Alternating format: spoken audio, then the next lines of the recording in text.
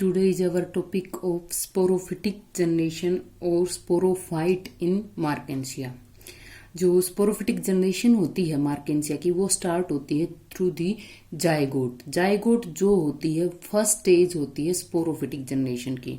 हमने पहले वीडियो के अंदर देखा था कि जो जाइगोट की फॉर्मेशन थी आफ्टर फर्टिलाइजेशन हो चुकी थी, और जो ये स्पोर्स की फॉर्मेशन होती है इसके अंदर, या फिर हम ये कह सकते हैं कि स्पोरोफाइट की, वो होती है आर्केगोनियम के अंदर ही या फिर डिस्क ऑफ आर्केगोनियोफोर के अंदर ही। ये जो स्ट्रक्चर ड्रॉ की है मैंने, ये है यहाँ पर स्पोरोफाइट, और जिसके अंदर स्पोर्स की फॉर्मेशन हुएगी। जो स्पोरोफाइट जनरेशन होती है वो हमेशा ही डिप्लॉइड कंडीशन के अंदर होती है, और जो हैप्लॉइड कंडीशन होती है वो हमेशा ही जो गैमेटोफाइट जनरेशन होती है वो हमेशा ही हैप्लॉइड कंडीशन के अंदर होती है। तो इसके अंदर सबसे पहले हम स्पोरोफाइट के अंदर देखेंगे, ये वाला जो रीजन है यहाँ पर अपर मोस्ट, जो कि डायरेक्ट कांटेक्ट में होता है जो डिस्क होती है आर्केगोनियोफोर की, उसके कांटेक्ट में ये वाला रीजन है यहाँ पर फुट रीजन। नेम से इंडिकेट हो रहा है जैसे हमारे फुट डायरेक्ट कांटेक्ट में होते हैं सोइल के, तो वैसे ये अपने डिस्क के कांटेक्ट में है। Next portion is middle one is सीटा, and this one is capsule ball. This one is perigynium,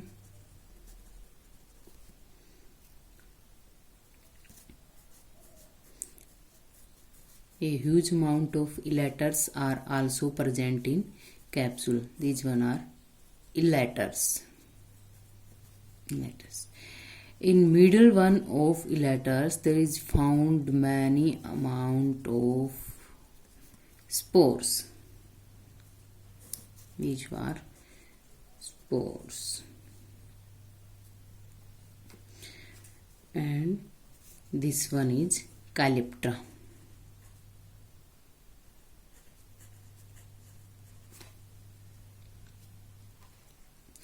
ये कंप्लीट स्ट्रक्चर है हमारी स्पोरोफाइट की। इसके अंदर मेनली 3 पार्ट के अंदर डिवाइडेड होता है ये। First one is foot, second one is seta, and third one is capsule. 3 part के अंदर डिवाइडेड होता है। फुट जो रीजन होता है मेनली इसके अंदर क्या होता है कि इसका वर्क क्या होता है, जो बेसल एंकोरसेप्ट होता है फुट इसके अंदर, और बिल्बस पोर्शन होता है किसका, स्पोरोगोनियम का, और इसके अंदर mostly parenchymatic tissue embedded in gametophytic tissue of disc of archegoniophore, यानी कि जो आर्केगोनियोफोर की डिस्क होती है उसके अंदर एम्बेडेड होता है। तो ये क्या करता है कि वहां से वाटर को अब्जॉर्ब करता है, और जो न्यूट्रिएंट होते हैं गैमेटोफाइट से वो सारा का सारा ले करके वहां से और ट्रांसफर कर देता है कैप्सूल के अंदर, क्योंकि कैप्सूल मेन यहाँ पर क्या कर रहा है, स्पोर्स की फॉर्मेशन कर रहा है। इसके बाद यहां पर आता है मिडल वन सीटा रीजन। सीटा क्या होता है, शॉर्ट होता है और थिक होता है। यंग स्पोरोगोनियम के अंदर short and thick, but when at the time of spore dispersal, जब स्पोर्स डिस्पर्स होते हैं, then it's long and thin. Obviously ये क्या होता है, जब स्मॉल होता है तो ये थिक रहेगा, यानी कि वो श्रिंक रहता है उस टाइम। जब ये लार्ज हुएगा तो वो क्या होता है, अपने साइज को इनलार्ज करेगा तो इसकी वो थिकनेस जो होती है वो थिन हो जाती है, और यहां से क्या करता है, इस कैप्सूल को ये बल्ज आउट करता है जो कैलिप्ट्रा रीजन होता है उससे। या जब ये लॉन्ग हो जाएगा तो ये वाला रीजन नीचे की साइड आ जाएगा और यहाँ वाले रीजन से बाहर निकल आएगा। तो इस तरीके से स्पोर के डिस्पर्सल में हेल्प करता है। और जो मेन रीजन होता है इसका वो होता है कैप्सूल रीजन। ये जो रीजन है ये है कैप्सूल। कंप्लीट तीनों को मिलाकर के हम बोलेंगे स्पोरोफाइट। तो यहाँ पर सीटा फंक्शनिंग करता है फुट प्लस कैप्सूल को जोइन रखने में, और यहाँ का जितना भी न्यूट्रिएंट वो अब्जॉर्ब करता है फुट रीजन थ्रू दी सीटा, वो ट्रांसफर हो जाता है कैप्सूल रीजन के अंदर। कैप्सूल की जो वॉल होती है वो सिंगल लेयर्ड होती है। इसके अंदर इंक्लोज होते हैं mass of cells, elaters and spores. यहाँ पर काफी सारे इलेटर्स हैं। ये जो यहाँ पर मैंने लॉन्ग नैरो लाइक दिखाए हैं यहाँ पर थ्रेड फॉर्म में, ये हैं इलेटर्स। और स्पोर्स यहाँ पर स्पेरिकल शेप में दिखाए हैं, ये हैं स्पोर्स रीजन। तो ये इसके अंदर क्या होता है, जो मास ऑफ यहाँ पर इलेटर्स और स्पोर्स हैं वो काफी सारे इसके अंदर प्रेजेंट होते हैं कैप्सूल के अंदर। जो इलेटर होते हैं वो प्रेजेंट होते हैं एज ए हाइग्रोस्कोपिक, और ये क्या होते हैं, स्पिंडल सेप्ट होते हैं, नैरो होते हैं, टैपरिंग एंड्स होता है इनका, और स्टेराइल डेड सेल्स होती हैं। ऑलमोस्ट 2-3 स्पाइरल थिकनिंग होती है बैंड सीन्स के अंदर, इनकी वॉल के अंदर। अब ये क्या करते हैं, हाइग्रोस्कोपिक मूवमेंट शो करते हैं। हाइग्रोस्कोपिक क्या होता है, ये क्या करता है, coil when atmosphere is dry and uncoil when it is wet. Wet होता है तब अनकोइल हो जाता है, यानी कि वो बाउंड फॉर्म में ही रहता है। और जब ड्राई हो जाता है इन्वायरमेंट तो वो क्या कर देता है, कोइल सॉरी मैं थोड़ा रॉन्ग बोल गई, अनकोइल हो जाता है जब ये वेट कंडीशन के अंदर होता है, और कोइल हो जाता है यानी कि अपनी स्पाइरल शेप ले लेता है जब ये ड्राई इन्वायरमेंट के अंदर आता है। तो इसके अंदर क्या हो जाता है कि ऑलमोस्ट इसकी जो एपिकल रीजन होता है कैप्सूल का, उसके अंदर 4-6 वॉल्स होती है जिसको हम बोलते हैं डहीसेंस वॉल्स, 4 और 6 अमाउंट के अंदर होती है। तो जब ये मैच्योर हो जाता है कैप्सूल, कहाँ पर प्रेजेंट था ये, आर्केगोनियम के ही अंदर प्रेजेंट था, या आर्केगोनियोफोर डिस्क के अंदर, जहां पर आर्केगोनियम की फॉर्मेशन थी उसी के अंदर ये अब तक इन्वॉल्व है, वहां पर वहीं पर अटैच है और वहीं पर अपनी फॉर्मेशन कर रहा है। तो यहां जैसे ही ये मैच्योर हो जाता है तो उस टाइम क्या होता है, इसके वेट से जो सीटा होता है वो कुछ तो इसके वेट से और कुछ उसकी हैबिट होती है कि ये जब डिस्पर्सल होगा तो वो लॉन्ग कंडीशन के अंदर आएगा, तो वो थिन भी हो जाता है और लॉन्ग भी हो जाता है। जब ये सीटा माना कि अब तो यहां तक है, थिक है, शॉर्ट है, जब ये लॉन्ग हुएगा तो यहां तक आ जाएगा, थिन हो जाएगा, तो ये वाला जो पोर्शन है ये इससे बाहर निकल आएगा। ये जो पेरिगाइनियम है, 2 इसके अंदर लेयर होती है। फर्स्ट वन इज कैलिप्ट्रा जो सिंगल इसको कवर्ड करती है, जो स्पोरोफाइट जनरेशन है इसकी उसको कवर्ड करती है। और जो नेक्स्ट जो होती है इसके अंदर पेरिगानियम होती है सेकंड लेयर, और पेरिकाइटियम ये क्या कर देती है, पेरिगाइनियम भी इसके अंदर क्या करती है, सिंगल को ही कवर्ड करती है, सिंगल स्पोरोगोनियम को 2 लेयर हो गई, कैलेप्ट्रा प्लस पेरिगाइनियम जो इसको कवर करने का या प्रोटेक्शन करने का वर्क करता है। नेक्स्ट जो पेरिकाइटियम लेयर थी, पेरिकाइटियम हमने कहां पढ़ा है, ये हमने कहा देखा था, आर्केगोनियम के अंदर, जो क्या करती थी, एक ट्रांसपेरेंट सिंगल लेयर थी जो कवर करती थी हर एक आर्केगोनियम को। तो यहां वाले रीजन के अंदर पेरिकाइटियम भी प्रेजेंट होती है, लेकिन वो क्या होती है, जितने भी स्पोरोफाइट होंगे हर एक को कवर करेगी, लेकिन ये जो पेरिगानियम और कैलिप्ट्रा है वो सिंगल स्पोर्स जो स्पोरोफाइट जनरेशन है उसको कवर अप करने का काम करती हैं, तो प्रोटेक्शन प्रोवाइड कर देती हैं। तो यहां पर क्या होता है कि इसके अंदर जब मैच्योर कैप्सूल फिल्ड होता है स्पोर्स और रिलेटर से, तो ये ड्राई एयर की वजह से इलोंगेशन सीटा इलोंगेट हो जाता है और ये क्या कर देता है, कैप्सूल को बाहर की तरफ एक्सपोजर में डाल देता है। वहां पर आने के बाद ये 4-6 लेयर डहीसेंस जो लेयर होती है वो रप्चर हो जाती है और वहां से कैप्सूल बाहर निकलना स्टार्ट कर देते हैं। लेकिन जो यहाँ पर जो स्पोर्स होते हैं, स्पोर्स इतने इजिली बाहर निकलते हैं, जैसे ये यहाँ एपिकल रीजन पर जो 4-6 लेयर होती हैं इसकी, वो क्या हो जाती है, रप्चर होते ही तो ड्राई एयर डायरेक्ट इसके अंदर जाती है। पहले ये पूरी कंप्लीट वॉल थी तो ड्राई एयर के कांटेक्ट में स्पोर्स और रिलेटर कौन से ही नहीं आ रहे थे। तो जब ये यहां से एयर डायरेक्ट इनके अंदर जाएगी, अभी भी इनका अरेंजमेंट ऐसा है कि ये बाहर नहीं निकलने पा रहे हैं, स्पोर्स यहां से लेयर के रप्चर होने के बावजूद भी बाहर नहीं निकलने पाते हैं। तो यहां पर जैसे ही ड्राई एयर इसके अंदर गई तो ड्राई एयर के जाते ही यहां पर ये जो इलेक्टर होते हैं, जैसे मैंने कहा था कि जो एटमॉस्फेयर वेट होता है तब अलग बिहेव करते हैं और जब एटमॉस्फेयर ड्राई होता है तब ये अलग से बिहेव करते हैं। तो यहां से जब ये हाइग्रोस्कोपी मूवमेंट शो करेंगे कौन, इलेक्टर, तब धीरे धीरे ये यहाँ इनके अंदर जैसे कोइल और अनकोइल हो जाते हैं ये, तो धीरे धीरे इनके अंदर स्पेस बनना फॉर्म हो जाता है। स्पेस बनेगा तो ऑब्वियसली इनको ये यहाँ से रास्ता मिल जाएगा बाहर निकलने के लिए और धीरे धीरे वो स्पोर्स यहाँ से बाहर निकलना स्टार्ट कर देते हैं।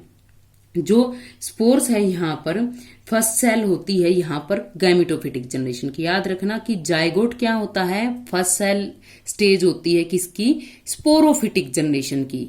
और अब इससे जो स्पोर्स निकल रहे हैं वो स्पोर्स क्या है, गैमेटोफिटिक जनरेशन की फर्स्ट स्टेज होती है, फर्स्ट सेल स्टेज होती है।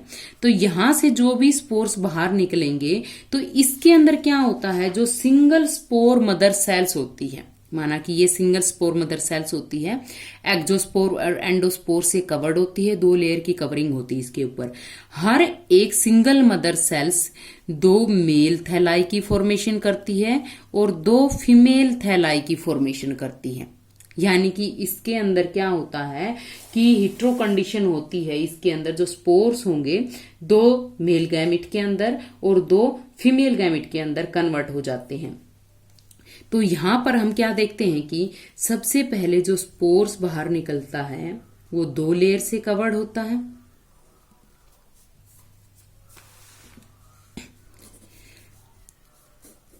दो मेल और 2 फीमेल स्पोर्स होगा। स्पोर्स 2 लेयर्ड कवर्ड होगा। Outer layer is exine and inner layer is intine. Exine जो होती है इंटाइन के कंपैरेटिवली हार्ड होती है, इंटाइन सॉफ्ट होती है और इसके अंदर होता है सिंगल न्यूक्लियस। ये कंप्लीट है यहां पर स्पोर। स्पोर यहां पर जैसे कि डिप्लॉइड कंडीशन के अंदर था, डिप्लॉइड के अंदर था तो इसके अंदर क्या प्रोसेस हुएगी, मियोसिस। मियोसिस होने के बाद में ये क्या होता है, इसके अंदर 4 हैप्लॉइड स्पोर्स होते हैं। Resultant product 4 haploid spores. 4 फिर बाद में यहां पर फिर से मल्टीप्लिकेशन होता रहता है धीरे धीरे इनका, और ये क्या करती हैं, एक प्लेन ऑफ डिवीजन के अंदर डिवाइड करती रहती हैं। डिवाइड करके यहां से ये क्या कर देती हैं, 2 सेल्स के अंदर ऑलमोस्ट ये डिवाइड हो जाता है। कौन क्या, जो स्पोरोफिटिक रीजन था। नीचे वाली सेल्स जो होती है, अपर वन यहां पर एपिकल सेल्स और लोअर मोस्ट जो होती हैं ऑलमोस्ट रहीजोइड सेल्स नहीं बोलेंगे, लेकिन रहीजोइड रीजन्स को ही वहां पर अराइज करती हैं। धीरे धीरे इसके अंदर क्या होता है, ये एक डिवीजन, प्लेन ऑफ डिवीजन जो होता है उसके अंदर डिवाइड करती रहती हैं और धीरे धीरे वहां पर काफी सारी सेल्स की फॉर्मेशन करना स्टार्ट कर देती हैं।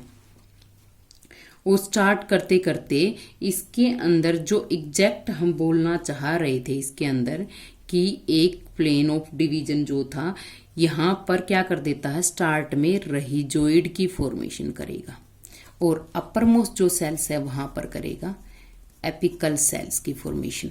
रहीजोइडल जो रीजन है बिलो साइड अटैचमेंट में होगा सोइल के, और जो एपिकल सेल्स है वो एक यंग थैलस की फॉर्मेशन करेंगी। यानी कि दोबारा से यंग थैलस कौन सा होगा, गैमेटोफिटिक, और वो क्या होगा, हैप्लॉइड होगा। ये ध्यान रखना इसके अंदर। जाइगोट से यहाँ पर स्पोरोफिटिक जनरेशन आई, स्पोरोफिटिक जनरेशन से स्पोर्स फॉर्म हुए हैं।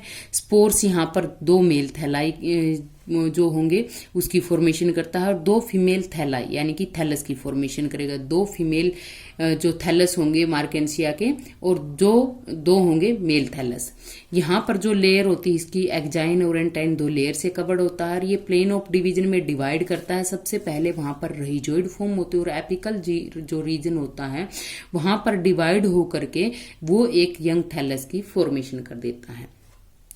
तो यहाँ वाले रीजन के अंदर हम इतना कर चुके हैं और यहाँ पर इसकी लाइफ साइकिल जो है कंप्लीट हो जाती है और नेक्स्ट दोबारा से आ जाती है इसके अंदर गैमेटोफिटिक जनरेशन।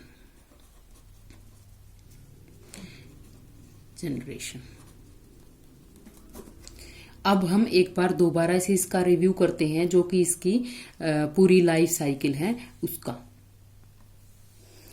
जो ग्राफिकल रिप्रेजेंटेशन है मार्केंसिया का, मार्केंसिया थैलस लिया हमने जिसके अंदर एसेक्सुअल या फिर वेजिटेटिव रिप्रोडक्शन किसके थ्रू हो रहा था, थ्रू दी फ्रेगमेंटेशन, जो कि न्यू थैलस की फॉर्मेशन कर रहे थे कोई भी फ्रेगमेंट डिटैच होकर के। जो एडवेंटियस ब्रांच थी वो भी न्यू थैलस की फॉर्मेशन कर रही थी, गैमा जर्मिनेट होकर के दोबारा से मार्केंसिया की फॉर्मेशन कर रहे थे। सेक्सुअल रिप्रोडक्शन के अंदर क्या होता है, सबसे पहले इसके अंदर था जैसे कि मेल थैलस और फीमेल थैलस। मेल थैलस किसकी फॉर्मेशन कर रहा था, डिस्क ऑफ एंथ्रीडियोफोर, ये फॉर्मेशन कर रहा था डिस्क ऑफ आर्केगोनियोफोर।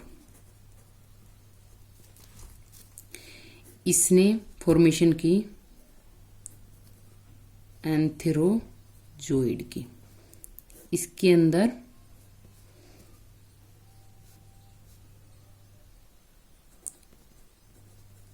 आर्केगोनियम और आर्केगोनियम के अंदर फॉर्म हो रही थी egg cells. Antherozoid egg cells fusion होता है, फ्यूजन होकर के फॉर्मेशन होती है जायगोट की। जायगोट एंटर करता है किसके अंदर, स्पोरोफिटिक जनरेशन के अंदर, और फॉर्मेशन करेगा स्पोरोफाइट की। स्पोरोफाइट के अंदर फॉर्मेशन होती है कैप्सूल की। कैप्सूल के अंदर क्या फॉर्मेशन हुई थी, स्पोर्स की। स्पोर्स यहां से दोबारा से जर्मिनेट करते हैं और जर्मिनेट करके यहां पर मेल प्लस फीमेल थैलस की फॉर्मेशन कर देते हैं। ये यहां पर जो भी कंडीशन थी, ये एंथ्रोजोइड हैप्लोइड कंडीशन में थे, ये स्पोर्स यहां पर 2n कंडीशन के अंदर थे। दोबारा से ये कंडीशन आ जाती है n कंडीशन। तो इसके अंदर हम देखते हैं कि पहले गैमेटोफिटिक जनरेशन थी और फिर यहाँ पर स्पोरोफिटिक जनरेशन स्टार्ट होती है। तो इसके अंदर क्या होता है कि पहले अल्टरनेट फॉर्म के अंदर कि पहले गैमेटोफिटिक, फिर स्पोरोफिटिक, फिर से गैमेटोफिटिक और फिर से स्पोरोफिटिक जनरेशन। तो ये जो अल्टरनेट फॉर्म में प्रेजेंट होते हैं गैमेटोफिटिक प्लस स्पोरोफिटिक जनरेशन, तो उसको हम बोलते हैं यहां पर अल्टरनेशन ऑफ जनरेशन